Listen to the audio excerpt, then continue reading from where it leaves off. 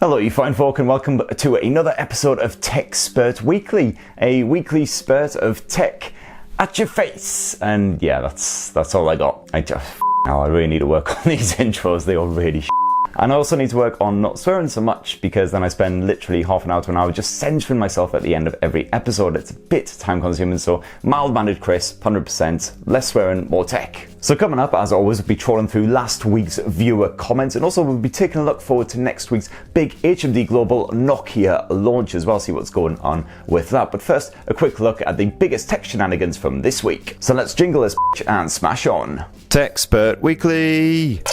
And of course I've sworn once again, huzzah, so that lasted all of about 5 seconds. So first up, in a move that shocked precisely nobody, Huawei has decided, probably rather wisely, to ditch the big Paris launch for its new Huawei P40 series smartphones and do an online shindig instead. And that pesky coronavirus has obviously already exterminated MWC 2020, it's put paid to likes of Google I.O., loads of tech stuff and non-techie stuff as well, anything involving a mass gathering basically. So now lots of manufacturers are deciding to launch their stuff over the interwebs instead of an actual physical event. And honestly, I think this could be a good thing, especially if it sets a new trend, because usually manufacturers fly hundreds, if not thousands of tech journals, employees, superfans, influencers, all kinds of peeps from all around the globe to come to these events, which ain't exactly super sound for the environment. Frankly, I'd much rather just be sat at home in my skinnies, eating a bowl of cereal and just covering it on some respectable Wi-Fi rather than having to fight hundreds of other journalists to A, actually get online to report about stuff, and then B, elbowing them out of the way in order to get a bit of hands-on session at the booth. And speaking of Huawei again as well, they also weirdly invited a bunch of tech journalists to come and have some hands-on action with their new P40 series ahead of the launch, but not in the way you might expect. This might sound a bit like a joke, but the phone was actually inside of a box with holes cut in it so the journalists could reach in and have a bit of a fondle. I mean, it's strangely genius from Huawei's perspective, because now they've got a bunch of respected tech journalists to write about their new device, even though there's basically nothing to write about apart from, oh, it was a bit smooth, or yeah, some good girth on that one. And speaking of which, if you were a Huawei exec, wouldn't you just be tempted to do the whole dick in a box scenario and see if anyone actually noticed? But anyhow, Huawei's big launch will still be happening on March the 26th. I believe it's 2 p.m. CET time, so about sort of 1 p.m. GMT time. All these times get a bit muddled in my head, especially around spring when shit's jumping forward and back and stuff. I said shit. But hopefully I'll still have the chance to go hands-on with the new P40 as well, this time not in a box, so stay tuned for full coverage. And now it's time for the part of the show that's about as wholesome as a slasher movie screening in a brothel. It's viewer comments. Whoop whoop. Viewer comments. So Rob Torture Wright is going to kick us off this week. Have you ever thought about cracking out the Gillette Mac 3 Turbo, shaving the rest of your head, and then stop burning and bending phones so you become known as the British jerry rig everything? Well, I mean, I'm pretty much there with the whole Mac 3 thing. If this recedes anymore, I'm going to have to go the full Bruce Willis, without a doubt. And yeah, I mean, like, why bother reviewing phones when you just beat the living shit out of them? Definitely, it's much easier, probably a lot less stressful. In fact, you actually take out the stress on the phone, so yeah, job done. Hope you never do a review drunk. And then Ibra says, let's fund this. Yeah, I mean, we were tempted actually back in the Recombu days, a couple of us, to cover the Apple launch by basically getting absolutely smashed, download a bit and live streaming our own personal commentary on it. Or if you guys want to pay for me to drink beer and talk bollocks, which is what I usually pay pubs to do on a Friday night, then go for it. Jason says, hey Chris, any news on the Huawei P40 Lite, and will you do a review when it's released? Yeah, so it hasn't officially launched in the UK yet. I'm not sure it's officially launched in Europe either. From what I can recall, it was a 6.4 inch full HD display. I think it had a quad lens rear camera. Actually sounded pretty similar to the Honor 9X Pro, which I've just unboxed on this channel this week. So go check that out. It just doesn't have the pop-up camera, and I think it's got like fast charging and stuff. But it seems like pretty good specs, especially if it's released for a good price here in the UK. If it's around the sort of £200 to £250 price point, could be another solid budget offering, and I will definitely try and do a review for you. Next up, I thought you said the jingle was supposed to be temporary. It is. I will definitely 100% certify to do a jingle that doesn't suck at some point when time allows. May God strike me down if I don't. Next up, come on Chris, time for a real podcast. Will it ever happen? Well, strange you should say that because I was actually on a podcast this week. It was Guy Cocker's Behind the Scenes Tech podcast, which I believe you can stream on Spotify, Anchor, maybe Apple Podcasts, a couple others. So yeah, me banging on about tech with Guy Cocker, who's a bit of a legend in the industry. He was the editor-in-chief of Stuff, and also he worked on GameSpot back in the day. He was the editor of that. So he's been around even longer than I have. Okay, it's now official. Lucas has confirmed it. Yes, bears love honey. Brilliant stuff. Thanks for that, Lucas. Once again, a couple of comments asking if I'm a solo artist or if I work with a crew. On TechSpurt in general. I'm very, very flattered, can I just say, that anyone thinks I'm actually working with a team here to produce this heap of bollocks. But no, sadly, it's just little old me with my camera and my mic, sat by myself in my living room. Next, you know, it's kind of ironic that Sony makes a ton of sensors used in smartphones, the other manufacturer being Samsung, yet their phone cameras usually seem to lag behind the competition. It never used to be the case. Certainly the Xperia XZs and everything had great camera tech. The XZ2 Premium, fantastic dual lens rear camera, particularly good at nighttime shooting video and stuff like that. Sadly, unfortunately, of course, the Xperia one did definitely lag behind the likes of the Huawei P40 Pro, the Samsung Galaxy S10, stuff like that when it came to photo and video capture. Hopefully that'll do a bit of a flip reverse with the Xperia 1 Mark II. This is definitely their chance to redeem themselves, and I think that they will. You know, I mean, just remember Huawei just like 3 years ago was producing very mediocre smartphone cameras, then they just suddenly ups their game. Hopefully Sony can get back on track and really produce a killer smartphone camera again. Oh, edit that out. Yeah, the Pixel update vid was good, but the actual update seemed to be mostly for the Pixel 4 owners. Not too surprising because obviously it is the most recent flagship, and Google wants to make the most of the tech, the really clever tech that's packed inside of there. But it is good that they're still supporting the likes of the Pixel 2, which, don't forget, that's well over 2 years old now.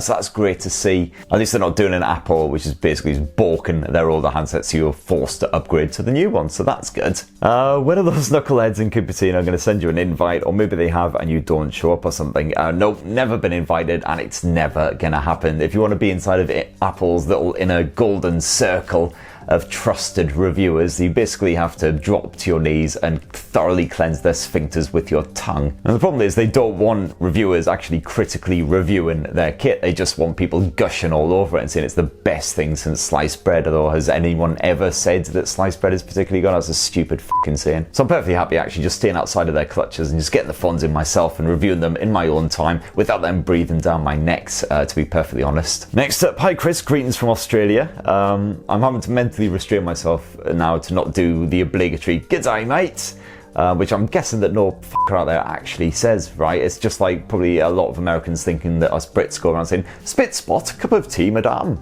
Do you think there will be any supply issues with Chinese handsets due to coronavirus? We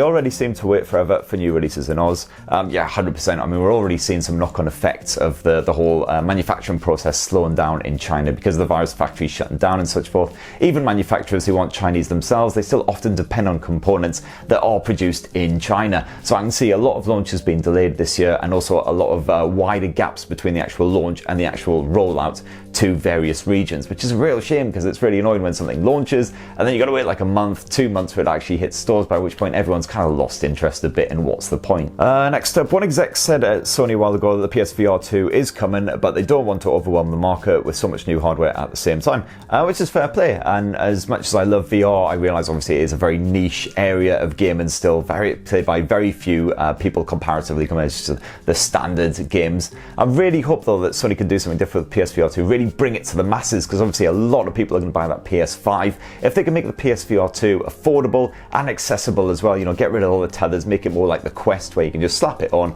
you got your controller and away you go. And I think the key to it really as well is A, that freedom, B, the affordability, and C, producing some really killer multiplayer titles on there as well, which is something that VR is really lacking. It's very solo, very disquieting experience at times. There are some exceptions like Keep Talking and Nobody Explodes, things like that, some party game type stuff. But what you really need is a killer online frag fest like PUBG or something, played exclusively via VR. And hopefully the likes of obviously the Half-Life Alyx game that's coming out will start to sort of get people on board with VR because I think it's a fantastic medium. It's really immersive, fantastic for storytelling.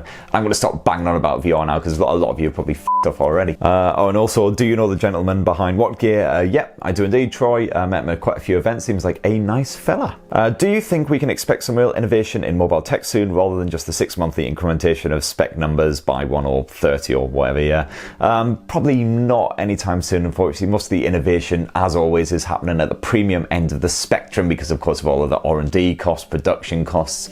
So the likes of your foldy, bendy phones and everything like that look very snazzy, technically very impressive, but not really solving any real-world problems, unfortunately, and the majority of people won't be able to afford them. So what I'm expecting for at least the next sort of 2-3 years or so is incremental updates to battery charging, battery performance, camera tech, things like that. It's kind of what we've been seeing for the last couple of years anyway. Budget smartphones will start getting better and better and better, and then hopefully there'll be a trend away from that premium end of the market. You don't have to spend £1,000 on a smartphone, guys. You can spend 300 quid, 400 quid and get a great phone, brilliant camera, fantastic battery life, and some advantages over those more premium handsets. No worries. So that's unfortunately all we've got time for now, because I do have to dash off in a bit. But thank you so much for everyone who left comments last week. Please do smash your comments down below as well. If I didn't get to yours last week, feel free to repeat down below or say whatever you want. Do it.